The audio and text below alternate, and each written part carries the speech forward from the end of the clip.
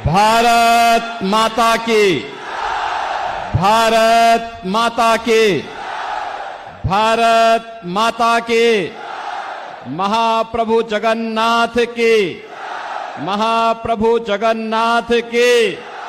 जय श्री राम, जय श्री राम। बहनों और भाइयों, मेरा सौभाग्य है कि आज मुझे महाप्रभु जगन्नाथ की इस पावन धराधाम पर महाभगवती के इस आंगन में, शहीदों की इस क्रांति धरा में आप सबसे संवाद का अवसर प्राप्त हो रहा है। इस अवसर पर इस पावन धरा को नमन करते हुए आप सभी का मैं हृदय से अभिनंदन करता हूं। बहनों और भाइयों, पूरी हम सनातन धर्मावलंबियों के लिए एक पावन नगरी है।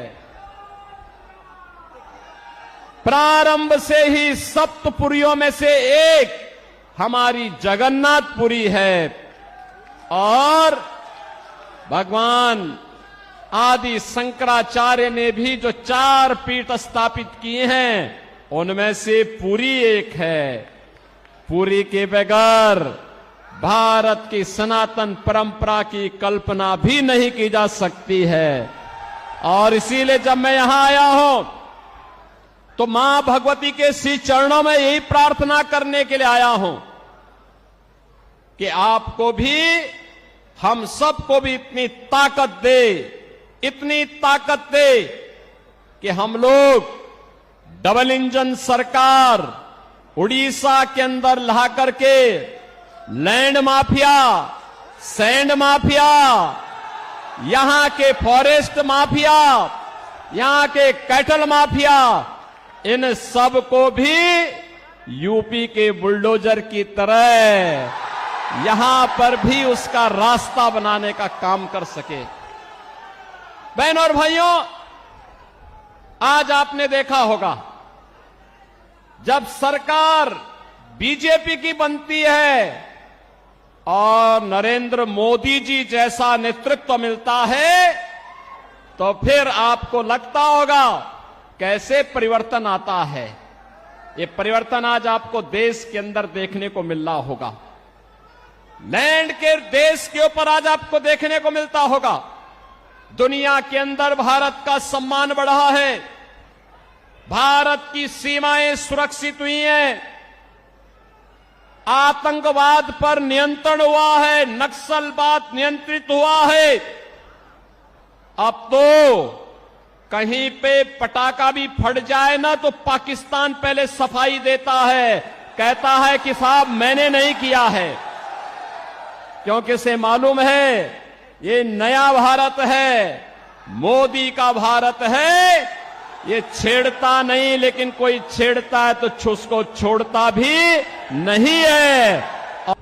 लेकिन आज भी कुछ लोग ऐसे हैं देश के अंदर, बहनों और भाइयों, जो रहते भारत के अंदर हैं, खाते भारत के अंदर हैं, लेकिन गाते पाकिस्तान का है। उनके द्वारा जाने अनजाने में ऐसी बातें कही जाती है, पाकिस्तान का राग अलापा जाता है। पाकिस्तान के बारे में, भारत के दुश्मनों के बारे में उनका महिमा मंडन के द्वारा किया जाता है। और मैं तो कहता हूं, जो पाकिस्तान का राग अलापते हैं, भारत के दुश्मनों का महिमा मंडन करते हैं, मैं उनसे कहता हूं वे काई भारत के अंदर बोझा बने हुए हो, जाओ ना वहीं चले जाओ। अरे भारत तो 80 करोड़ लोगों को फ्री में राशन दे रहा है और पाकिस्तान में 23 करोड़ की कुल आबादी वह भी भूख से तड़प रही है। 1 किलो आटा के लिए, 1 किलो गेहूं के लिए आज वे तड़पते हुए दिखाई देते हैं। जितनी पाकिस्तान की आबादी है उससे बड़ी आबादी को मोदी जी ने 10 वर्ष में गरीबी रेखा से ऊपर उठा करके एक खुशहाल जीवन की ओर अग्रसर किया है। बहनों और भाइयों, मैं तो आज आपके पास आया हूं कहने के लिए, मोदी जी के नेतृत्व में सम्मान भी है, सुरक्षा भी है, विकास भी है, गरीब कल्याण भी है, और मोदी जी के नेतृत्व में विरासत का संरक्षण भी है। आप सोचो, अयोध्या में राम मंदिर का निर्माण कोई सोचता था?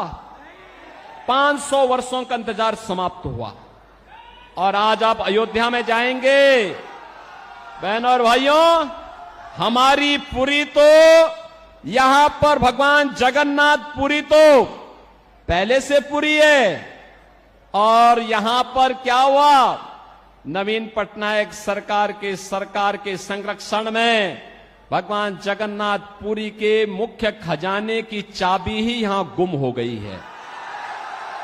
भगवान के खजाने में भी ये डकैती डाल दे रहे हैं। यानी केवल लैंड माफिया और सैंड माफिया ही नहीं है, अब भगवान के खजाने में भी ये लोग सेंध लगा रहे हैं। और आप आइए थोड़ा अयोध्यापुरी में आप आएंगे, आपको प्रभु राम के समय की अयोध्या, चमकती हुई अयोध्या दिखाई देगी, चमकती हुई अयोध्या दिखाई देगी। आज वहां गुलामी के सारे ढांचे हट गए हैं, अब कोई वहां पर गुलामी की बात नहीं कर सकता है। अब तो अयोध्या में जय श्री राम के ही नारे लगते हैं।